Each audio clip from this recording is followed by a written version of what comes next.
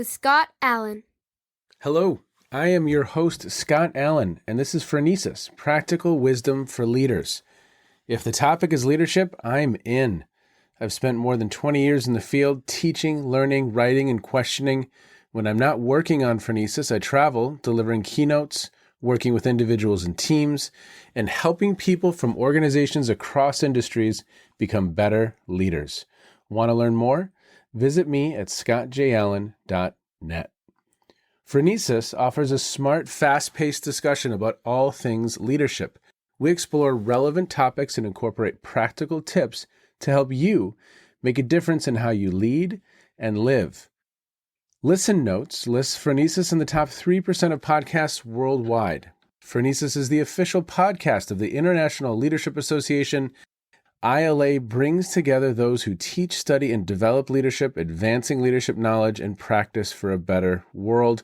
Learn more at ila-net.org. Finally, if you enjoy Phronesis, please subscribe to stay current on our weekly episodes. If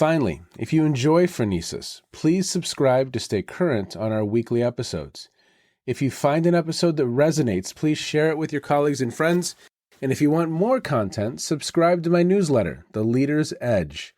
The link is in the show notes. As always, thanks for listening. And now, here's today's show. Okay, everybody, welcome to the Phronesis podcast. And today, I have two guests. I'm going to keep you in suspense on one of them. First guest, Dr. David Day. He holds appointments as Professor of Psychology and Leadership and as Academic Director of the Kravis Leadership Institute at Claremont McKenna College.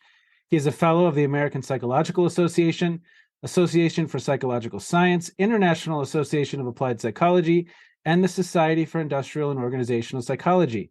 He has published more than 100 awesome peer-reviewed journal articles, books, and book chapters, many pertaining to core topics of leadership and leadership development. He received the Walter Ulmer Research Award from the Center for Creative Leadership in 2010 for outstanding career-long contributions to applied leadership research. I also have a returning guest, Dr. Jonathan Reams. He is driven by an insatiable curiosity about the essence of human nature and how to cultivate this essence in the service of leadership. He uses various outlets to achieve this, and he's currently has a position at the Norwegian University of Science and Technology, where he teaches and does research on leadership development, coaching, and counseling. He serves as editor-in-chief of the Integral Review, and he is also co-founder of the Center for Transformative Leadership and the European Center for Leadership Practice. Jonathan's Ph.D. is in leadership studies from Gonzaga University, and Jonathan practices the cultivation of leadership through consulting and leadership development program delivery and design. He brings awareness-based technology to this work, focusing on how the inner workings of human nature can develop leadership capacity for today's complex challenges. And Jonathan, we had just finished this monster series. It was probably 10 episodes on this intersection of adult development and leadership, and your book, Maturing Leadership. We had a wonderful response to that series of episodes. Probably 7 episodes in, I think you had reminded me that David Day had written the foreword to the book. And I said, we need to have him on. We need to have him listen to these episodes and then check in and see what he thinks, see what his impressions were of this whole experience. And Jonathan, you said, send him an email. Let's see if we can set this up, didn't you? I'm just bursting with curiosity here to see what happens. Well, we are so happy, Dave, that you are with us today. We can't thank you enough for listening to all those episodes, and B, spending some time with us today to just share your perspective. What were a couple themes that bubbled out for you? And we're very, very excited to jump into this conversation. So thanks for being with us, sir. Thank you, Scott. Thank you, Jonathan. My only concern is that you're going to try to put a quiz in front of me on these different podcasts. I did listen to them all, but I'm not sure how my performance on the quiz would be, but I enjoyed listening to them immensely. The way I think about this, it's like I feel like I just came out of a Michelin-starred restaurant and having a 10-course tasting menu. You know how you feel after you have one of these tasting menus, you're just kind of bursting at the seams, and that's how my head feels, like it's kind of bursting at the seams with all the delicious nuggets of insight that were in these podcasts. Well, and that's a great place for us to start today. So at minute 10:30 of our conversation with Aidan Harney, did you agree with his assertions in that episode? Were you in agreement with that? I'll get you, Scott. I will get you. Marianne Rue, around 32 minutes, she started talking about Well, what I remember about Marianne is that she just name checked me several times. So that was my yes. favorite one. If you have to ask me what was my favorite one. That was kind of the best one, I'm thinking. Yes.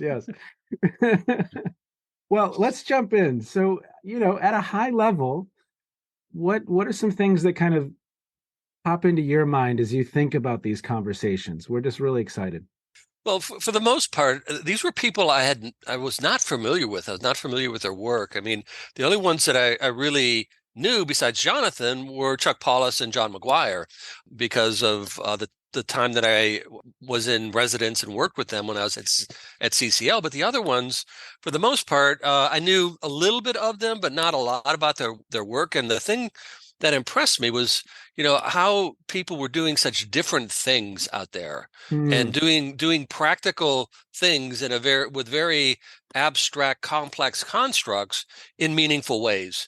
And one example that just leaps to mind was David McCallum, the Jesuit priest. Yes. And, this was just an epiphany that the Catholic Church would think about the development of the priests and the priesthood and build things around this notion of helping people develop into adulthood and develop deeper levels of complexity in terms of their thinking.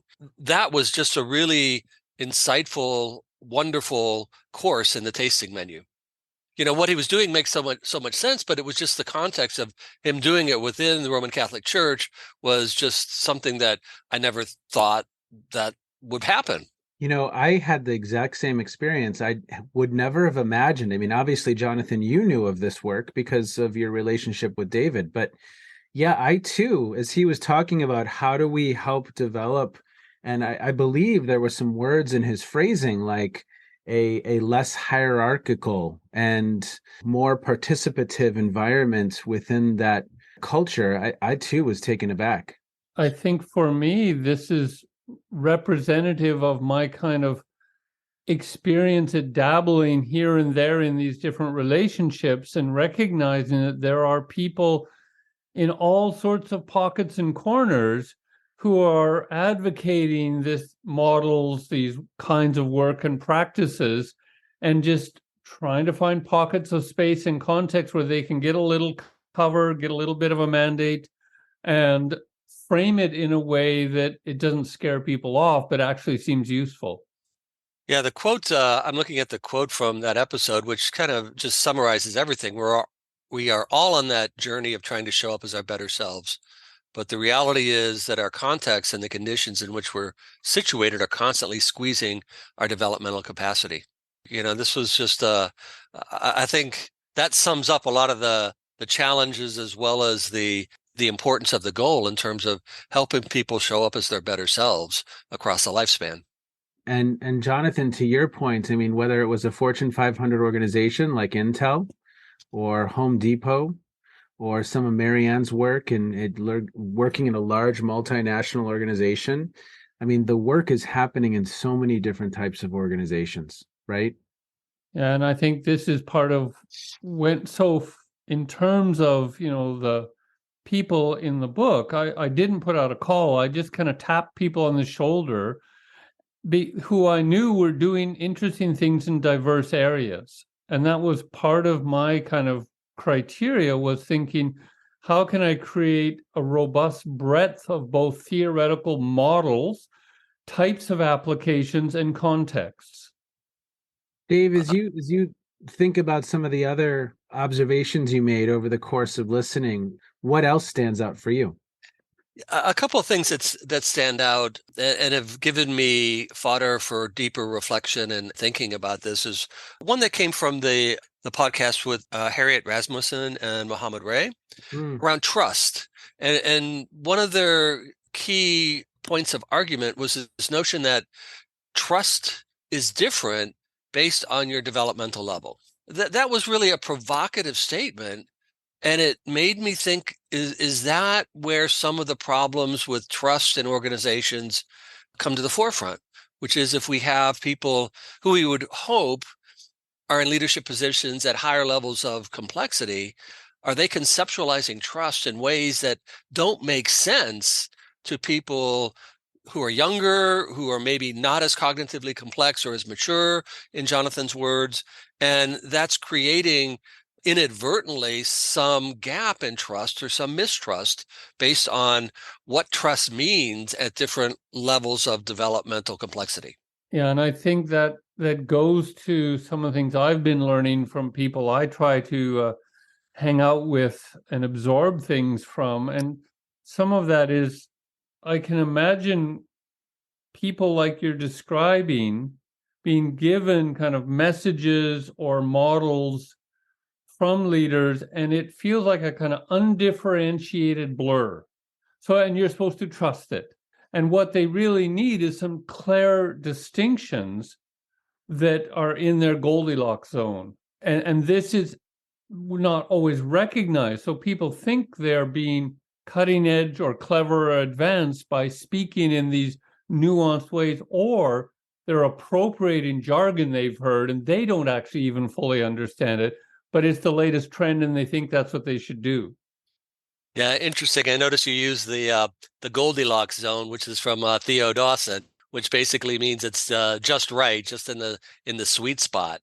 But if you believe, if you follow the people who are developmental theorists, they would say that there's kind of an intransitivity here, or a lack of transitivity, in that people who are at higher levels of complexity should be able to think and relate to people at lower levels of complexity, but not the other way around. So, but that's in theory. In actuality, maybe they have the capacity to do that, but they just don't take the time or the intention to do it. And that's creating this kind of mismatch or gap.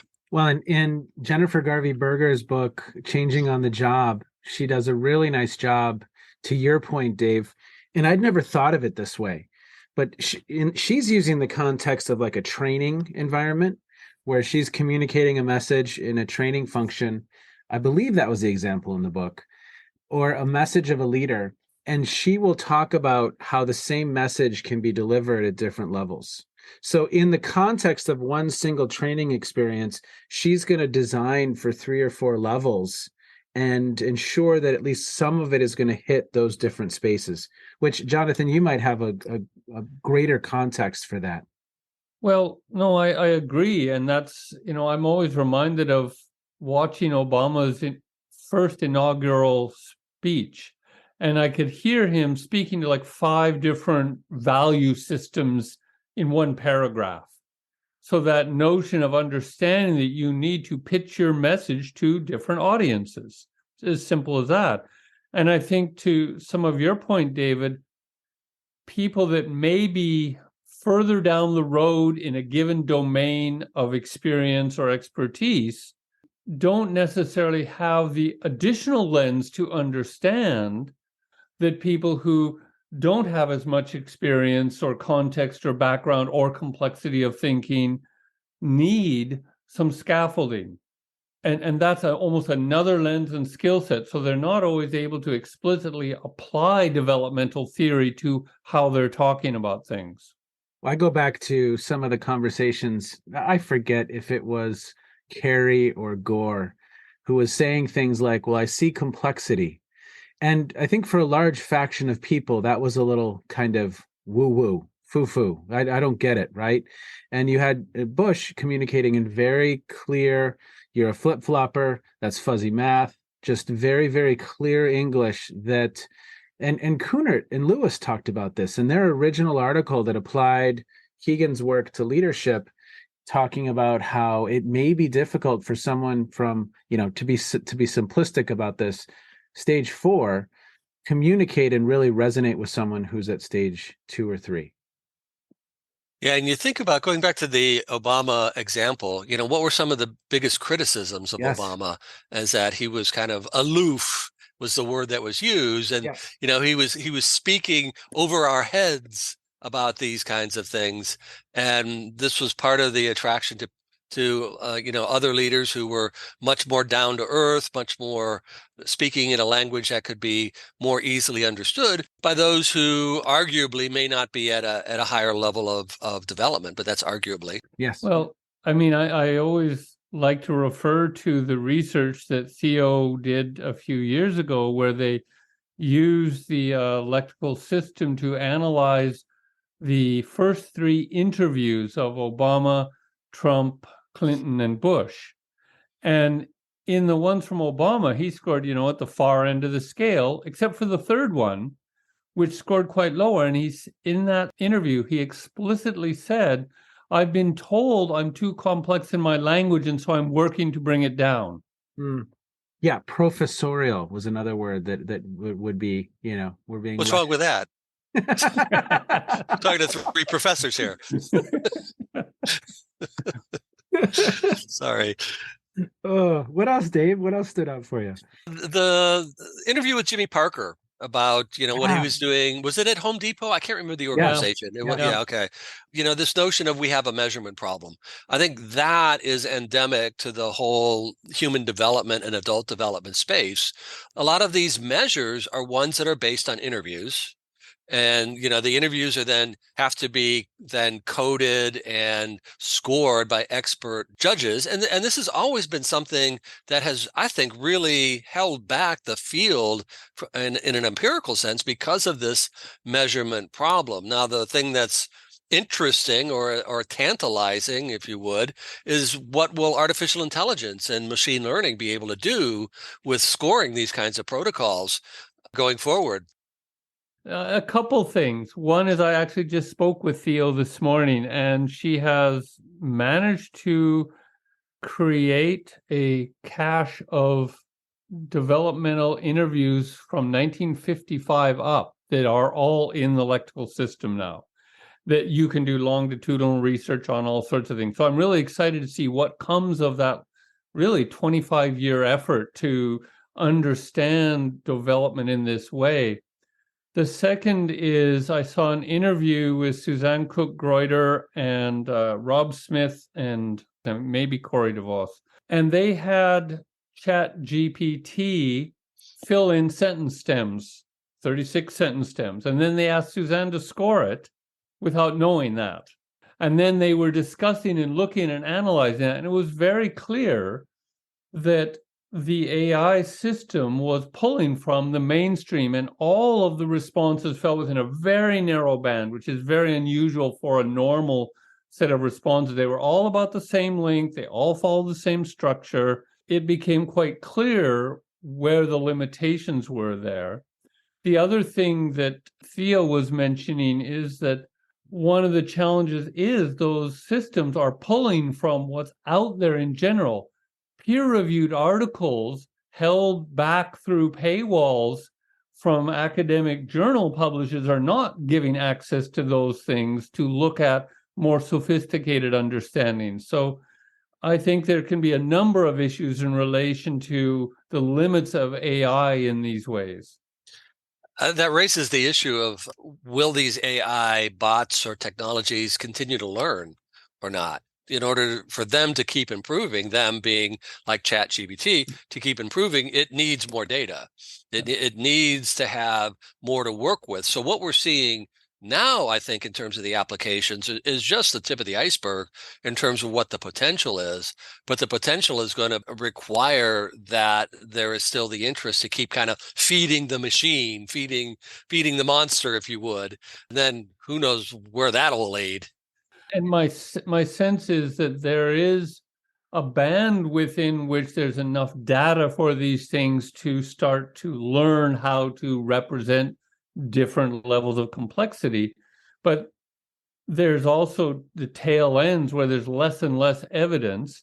And if you look at some of the, ego development models, when you get into construct-aware uses of language, then language is no longer really adequately representing thinking, because the way people relate to the language and thought structure starts to evolve in a different way. But can you imagine that, let's say we have 400 interviews with people who have been termed stage 4, and we feed that into an AI system, and we have conversations with 1,000 people who have been pinged stage 2, and all of a sudden we're able to do some pretty innovative and creative things. Is that in part where maybe you were going, Dave, a little bit? Yeah, absolutely. I mean, it's this notion of who's the expert and the expert judge, right? Are we going to try to train Chat GBT to be a Suzanne Greuter, or is there a different judgment out there that might be even more refined? I don't know. But then it also, the other question is, what other kinds of measurement kinds of tools could we invent that don't require this kind of interview or verbal protocol analysis? And I'm not smart enough or insightful enough to know where that's going, but there's so many potential opportunities with new technologies coming on board to do measurement in a very different way. And that's exciting to think about, that once we have these kinds of more refined and accessible measures, what we might be able to do in terms of research. I think I'm, how would I say, hesitant about the AI stuff.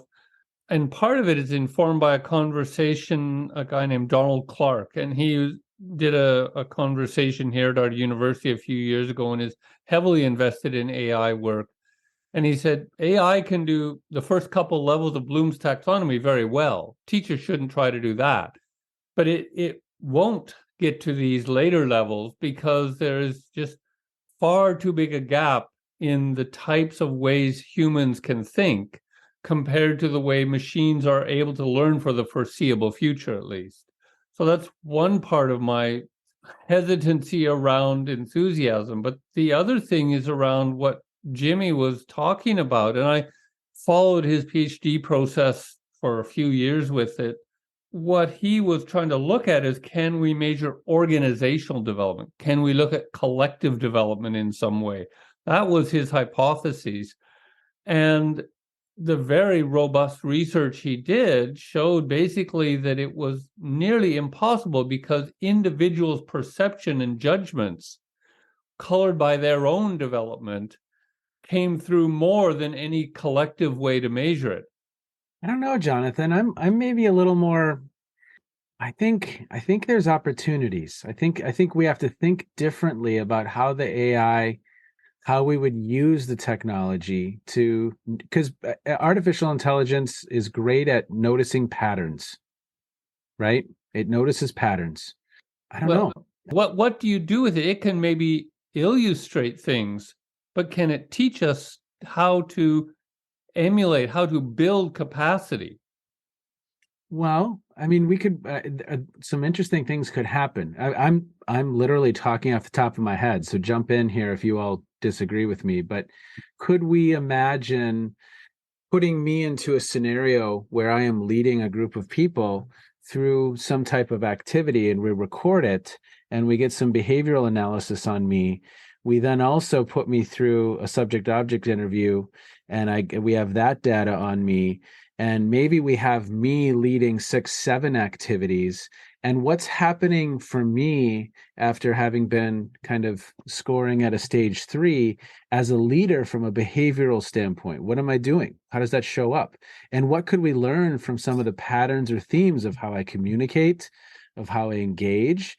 I don't know. I mean, so like a feedback tool. Well, I mean, potentially, I don't know. I think there's just creative opportunities of how we could either triangulate or how we could to at least provide some data points, right? Because I don't know, Dave, how are you thinking about it? Well, you said behavior, and so much of this adult development stuff is about how people talk and how they think, or how their talking is supposed to reflect their thinking. But what about behaviors? And moving away from artificial intelligence, but not completely, is the notion of virtual reality.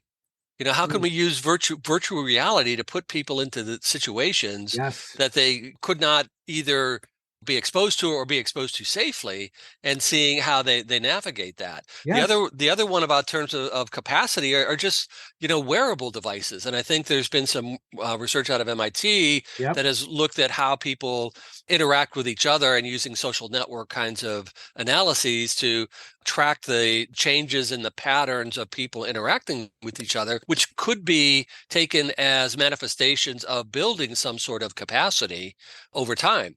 These are all very exciting potential developments, but they haven't really spilled over into the adult development or the maturity kind of literature. They're into things like social network analysis, or they're into gaming kinds of things, but I don't know of people who are thinking about applications in terms of leader development and adult development.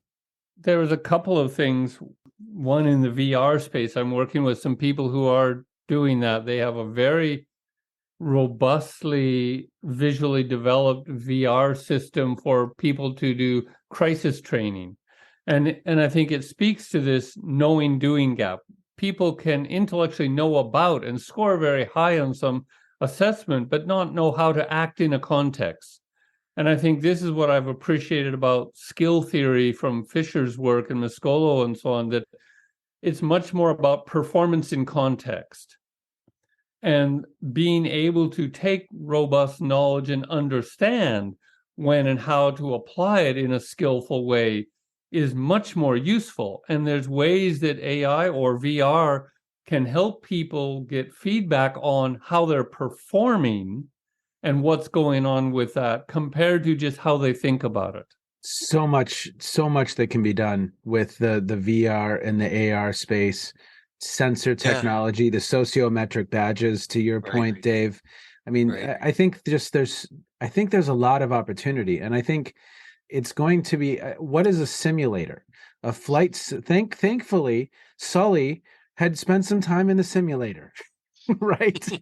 Thankfully, they'd gone through some scenarios. And so I think we have an opportunity down the road to really provide people with simulation activities. But think about this, you all. You could have a simulator. Let's say it's a simple negotiation simulation, and it's in a VR headset. But think about the any number of different ways that we could be slicing the data from that hour-long interchange, whether it's did they implement the process or the model, whether it's how is this person thinking. I mean, it just opens up the doors to so many. What were the results that they achieved? What were the options that they missed? We have access to so many different ways to slice up one hour conversation, whether that's an adult development lens, whether that's a skill lens. It's just so cool. I mean, I think of the holodeck, right, from Star Trek. How cool would that be? Okay, lead the meeting, go. It's And coming you've at you. You mentioned Captain Sully, Yeah. Captain Sully, and you alluded to simulations. My understanding of that was he is an accomplished glider pilot as Huh. well as a passenger jet pilot, and he used his glider pilot skills when the engines went out on his passenger jet. Nice. And it raises another interesting issue that ties into what Jonathan was talking about in terms of context, and what, and development is kind of context specific. And that's very much in skill theory and Fisher's work and Mascolo's work. But can we use things like virtual reality to take people into different contexts to broaden and deepen their development in ways that are safe, but also stretching as well? Yes. And that way it enhances the development across contexts, and not just keep getting deeper and deeper and deeper within one context. The project that I'm involved in is looking at, crisis management, putting people in a crisis situation. They found that in the beta test, 15 minutes after that, people got seasick. It was actually so realistic and intense. But what we're looking at is how can we track a whole bunch of measures, whether it's heart rate variability, neurological measures, debriefing, thinking, what were you intending, how it's set up for communication and collaboration between a kind of command center and people out in the simulation. So you can bring multiple elements into it. And I think the opportunity to apply, and those of us involved have many of these theories behind what we're looking at doing for the learning, is helping understand, how are people constructing meaning? How are they applying it in that situation? What is the variability in their performance under stress? How do we help them regulate the emotional stress? So it's kind of the cleaning up part where they can learn how to become more aware of triggers that happen, desensitize to them, process that, and build a competency to be kind of calm and cool in the situation, so that, like Sully, they can draw on broader domain knowledge to enact in a context. Yeah, I think this is really fascinating stuff, and I think we're only touching a very small bit of the potential on this. But Yes. we've kind of wandered away from using artificial intelligence and other things for measurement purposes to actually assisting with development. Yes. And I think this is where the real promise of AI is. And Scott, I heard you mention Ray Dalio in one of your podcasts, and I'm a huge fan of how he thinks about Yes. development, even though he's not a scientist or a developmental theorist. What he's doing in his organization and how he thinks about development, I think, is very provocative. And I use his book Principles with my undergraduate students, Great. and he doesn't talk about development; he talks about evolution. Hmm. And he likes to put things into kind of natural science, the natural phenomenon that we're all experiencing. And so, his point is that AI is not going to replace people, and it's not going to replace their decision making, but it will assist them in such ways that it will accelerate evolution. It will accelerate the development of individuals and collectives, which may help solve the intractable problem in adult development that so few people reach the higher level stages in Keegan's model, for example, like self-transforming leaders or self-transforming individuals. The data that he presents is about 5% or even less. Yeah, at most, are at those levels. But what's really exciting is, can we use these different technologies to accelerate evolution and development so more people are reaching these higher levels, which may open up a lot of capacity and capabilities we don't have now. A lot of the conversations I've been in recently, they've said just what you're saying, Dave, and they refer to the AI as a co-pilot, that the AI can be a co-pilot for you and in any number of different domains, right? It could be a co-pilot to help you brainstorm if it's a ChatGPT type situation. I have this vision of the future where, I was in an organization probably about half a year ago, and the individual started the presentation. This is the leader of the organization. They said, I know a lot of you don't really want to be here, but this is Scott. And what we need is in their AR glasses, a little thing to blink that says, not how you start a meeting, Jim. Or it reads what they're thinking and says, no, don't go there. 80% of people would not be motivated at this moment, Jim. And so my mind goes to that future where, in real time, I might be giving a presentation and I have on my AR glasses, and it could be that I'm speaking too quickly and it's coaching me in real time. Or again, any number of other things that developmentally could be going on for me. I'm excited about the future and the possibilities of how it can accelerate development, serve as a co-pilot, and hopefully help us evolve. Well, back to where we started, I'm thinking, what else happened in the podcast that we might touch on? But it's actually coming back to where you started, David, with Father David McCallum. And what I remember his research was looking at performance in people in a group dynamic situation, a Tavistock kind of situation, and then finding that, this notion of fallback, that people didn't operate just from a center of gravity. No, their performance varied. Now, that's central to Kurt Fisher's approach to how skill and performance is, that it's always variable depending upon the context. So then I think one of the central things that comes out too is the way in which affect and emotions governs where our attention goes? Does our awareness look out and in and be curious, or does it kind of collapse in and create defense mechanisms that are habituated? And how do we create feedback that supports that kind of emotional maturity? Yeah, it's emotional maturity, and from what I hear you saying, it's also this notion of open-mindedness, of being radically open-minded, and taking in things that may prove you to be wrong, but knowing that that's very helpful. And I think it was Danny Kahneman that says, "I love being shown wrong because that's one less thing I'll be wrong about in the future."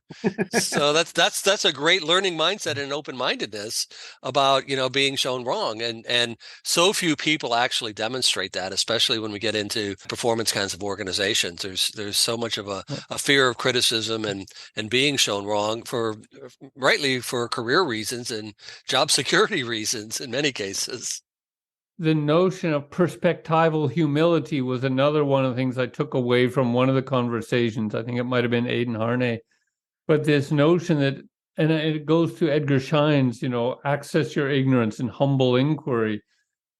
The more we can be maintaining an awareness of the limits of our own perspective, the more likely we're to be open-minded. But then I'm reminded of a quote from Charles Tart, one of the founders of transpersonal psychology. He said there's a big difference between being open-minded and having a hole in the head. And so how do you bring out the discernment to use feedback to understand what is good feedback? Yeah, that's a great point. And it's another one that is so easy to teach to provide good feedback. You can do it around just making it more concrete and more objective using things like situation, behavior, impact, which you can learn in 5 minutes. And yet so few people actually use it because it takes a lifetime to perfect it. That requires a discipline to use it on a regular basis. David, anything else stand out for you that you wanted to make sure we got to? I think there's one other point I took away, and it kind of goes to something we were talking about, I think, before we were recording, which is some of the pushback about thinking about adult development in stages. And there's going back to Piaget, and the whole development literature is really about different kinds of stage models, whether hard stages, soft stages, whatever. But I think a different way of thinking about this is really we're trying to capture reality in flight. This development is going on all the time, every day, and these stages are helpful to a point, but then they sort of get in the way of, what's going on in someone's developmental trajectory that's happening on a more ongoing kind of basis. Yeah, and my understanding of Piaget, of Keegan, of Torbert, all these people is that the stages were just heuristics to describe gross chunks of things for convenience, but the real interest was in the process. What is the work of evolution? Genetic epistemology. How does the central nervous system, and if you look at some of the more recent neuroscience and Lisa Feldman Barrett's work and so on, there's something that very much aligns with this, even though the terminology and technology is much more modern. But if there's something going on in our central nervous system that's continually learning and evolving, we can try to map that process out, and we can characterize it in different ways to help us back to the Goldilocks zone or Vygotsky zone of proximal development. There is a way in which we can be more helpful if we understand what's the next step for a given person in a given context. Right on. And, not to beat this AI horse to death or anything, but or technology, but having advanced wearable devices that we can use to track people on a daily basis, and maybe have ways of appreciating from the data that's provided by these devices when there's some sort of impactful experience. I mean, we kind of know this from like 20th century procedures, about challenging experiences and getting people out of their comfort zones, but that is very individualized. Mm-hmm. So with devices, can we actually tailor this kind of uncomfortableness or challenge to particular kinds of events or situational factors that can then answer another important issue when it comes to development, and that is tailoring it to the individual who we're trying to develop or who is developing? Yeah. Well, and I can imagine from that, something that's tracking heart rate variability or your electrical conductivity in the skin suddenly and says, hey, are you triggered by something that's going on? Pay attention to it, reflect on it, and build in some habits around that. Jonathan, are you kind of coming on the AI side here? Is that what I kind of hear? Maybe some curiosity, some. I think for me, it's not about being against the AI. I just perceive the limits of getting it to try to replicate or teach this kind of complexity as a feedback tool to help us have data to work with, to augment how we make sense of our environments or get clues and cues in conjunction with processes that we can help train people with to take advantage of those cues. I think that can be very powerful. Oh, sure. Yes. I mean, it's happening right now if you look at just the healthcare. And David, you have your gym analogy when it comes to leader development, which I love. But I mean, what is the Apple Watch trying to do sometimes? It's trying to nudge our behavior, whether that's, hey, you got to stand up a little bit more, or you haven't hit your actual steps today.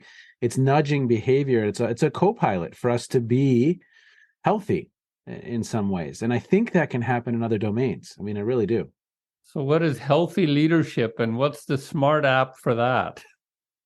That's what we're developing as we speak, Jonathan. Well, it's all data to be fed into the AI machine that will make us better and help us evolve more quickly. I'm just mindful, though, of the voices that say, are there openness and transparency about the data and where it comes from and the heuristics? So somebody I know that runs this thing called the Oxford Review, David Wilkinson, did an analysis of this and found all sorts of ways in which it was not necessarily performing well in terms of making false attributions, citations. So it's early days with it, but what is it geared to serve? How is it programmed? Who's programming it and in what interests? I think the things we're talking about are very good ideals. Are they held by the people who are programming those things? Well, and I think you're exactly right, Jonathan. I mean, yes, the bias in the algorithms. We have challenges of the unintended consequences. If you watch The Social Dilemma, the individual who developed the like button never would have imagined that people's self-esteem would revolve around how many likes they received, right, in there. And so you're exactly right. I mean, obviously, we have to be incredibly mindful and careful because I think at times that's not the case. As we know, ethics is a very long philosophical history to it, and we're in this 21st century where all kinds of new ethical challenges are presenting themselves. So this is potentially an accelerator to what we know about ethics as a branch of philosophy as well. So it's like a phrase that I heard from a guy named Tom Atlee. Everything is getting worse and worse and better, faster and faster. We will end there. We will end there. Okay. What have the two of you been reading, listening to, consuming, streaming?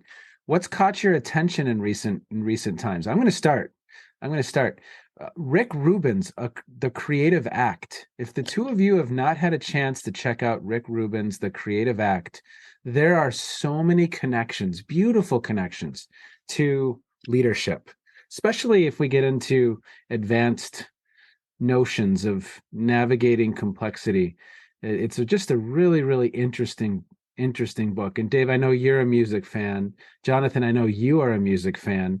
And I think the two of you will appreciate his perspective. I listened to it and he reads it. It's like a 4.5 hour listen. It was great. It was absolutely wonderful. Jonathan, what have you been listening to, sir, or reading or streaming? Well, I'll start with in person. So we saw Weird Al Yankovic Tuesday night in Oslo. Alert the border patrol. That's right. That's one thing. I think one of the more interesting things I've read lately is Age Almas, The Unfolding Now. And what I appreciate about it is a very careful kind of analysis and deconstruction of the limits of the way the mind reifies thought, takes those reifications to be objects, builds emotional attachment to them and identifications, and then has all these secondary things that come from it. And we often then become unable to be present to our immediate experience. Mm. And I like kind of looking upstream at these things about this. David Bohm's Thought as a System is one of my favorite books, just because of his analysis of that interconnection between thinking and emotion and physiology, and how it gets triggered in a moment and we get lost inside those things and don't often step outside of that system. Okay, I will put that in the show notes for sure, Jonathan. Dave. I'm reading a really interesting book called Faith, Hope, and Carnage. It's Faith, Hope, and Carnage. Yeah, I always think it's going to be courage, but it's not. It's carnage. It's a book by Nick Cave, the musician. Yes. In conversation with a journalist named Sean O'Hagan. So it's not a memoir. It's a series of interviews that they did during the pandemic. And it's almost like Scott's podcast, only in written format, and only with one guest being Nick Cave, whose band The Bad Seeds is one of my favorites. But he's talking about how he has changed over his lifespan, how his music has changed, and what the world has brought to him that fostered those changes. And at one point, Sean O'Hagan asks him, surely, your outlook is completely different now than it was when you were young. And let me read you this one paragraph that how Nick Cave responds, because I think it ties in very nicely with this podcast. So Nick Cave says, well, the young Nick Cave could afford to hold the world in some form of disdain because he had no idea of what was coming down the line. I can see now that this disdain or contempt for the world was a kind of luxury or indulgence, even a vanity. He had no notion of the precariousness of life, the fragility. He had no idea how difficult but essential it is to love the world and to treat the world with mercy. And like I said, he had no idea what was coming down the road. And I think that's pretty much sums it up for all of us. We don't know what's coming down the road, but we know it's going to affect us in a big way. Wow. What a wonderful place to end for today. David, we really, really appreciate your time. Jonathan, always so much fun to be back in the saddle with you, sir. And It is. It's just such a pleasure. And thanks so much for the conversation, you two. I know that listeners will walk away with something to reflect upon. And thanks for your good work, gentlemen. Thank you, Scott. Pleasure, as always. Bye-bye. So, Jonathan, so much fun to be back in the saddle with you, co-hosting and joining again to have this conversation with David Day, who wrote the foreword to the book Maturing Leadership. And as we mentioned in the episode, we thought, hey, let's have Dave come in and let's have a conversation with him and see how he made sense of these episodes. So what are some of your reflections on that conversation? Well, I had a few points, Scott. First of all, it was fun. It's kind of addictive. I'm wondering when's the next time we're going to do something. So one of the things, of course, was my intention had been to show people that there was a broader, more diverse set of perspectives and lineages of work. And that was one of the things that Dave talked about, right? He had an appreciation that there was so much diverse, meaningful work, taking abstract theories and doing practical things with them. So that was great to hear that he picked up and noticed that. I think he also really appreciated this thing about how does this work when you talk about trust? What if you zoom in and look at an issue like that and say, hey, we tend to think about it in these kind of terms, but there's a whole layer of how adult development relates to it that we should really take some account of. Yes. The other one was, and I think we got into talking about that with different talks. I'd mentioned Obama's inaugural address. How do you speak to different levels? Just because you're more developed in a certain area doesn't mean you have the additional skill of learning how to modulate your conversation so that it's picked up by a wider range of people. Yes. Yes.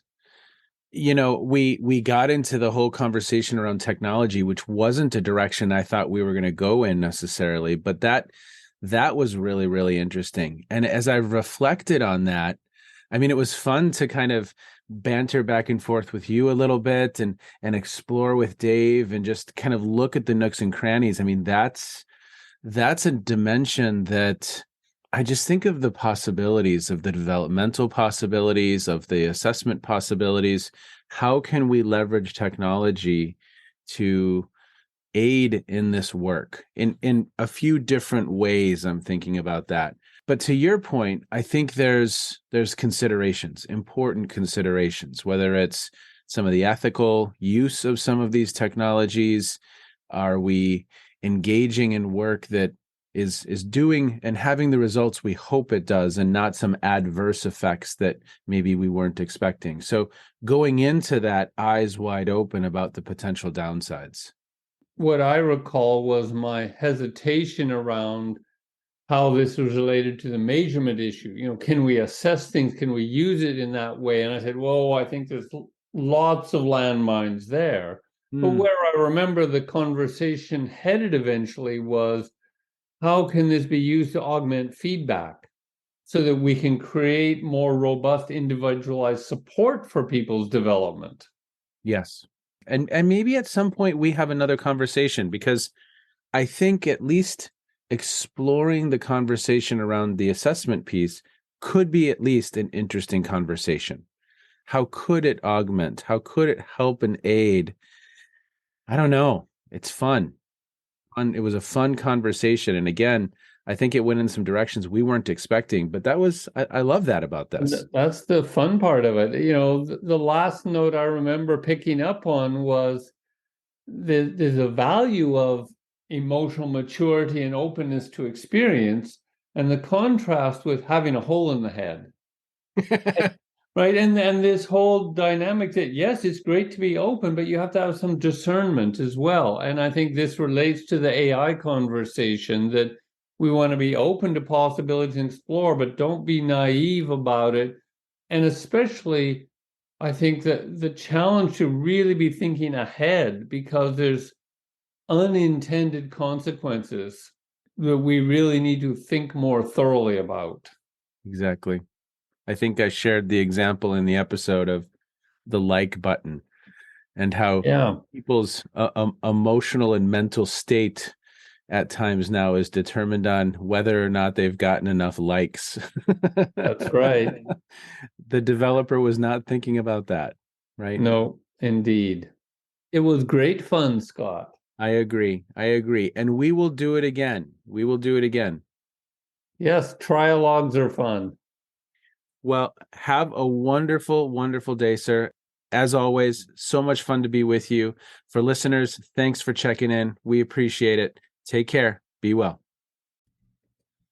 You have just finished another episode of Practical Wisdom for Leaders with Scott Allen. To contact me, visit scottjallen.net or send me a note at scott@scottjallen.net. I'm also on LinkedIn, so let's connect. If you have feedback, I'd love to hear it. And as always, thank you so much for listening. And now here's my daughter, Emily, with the outro.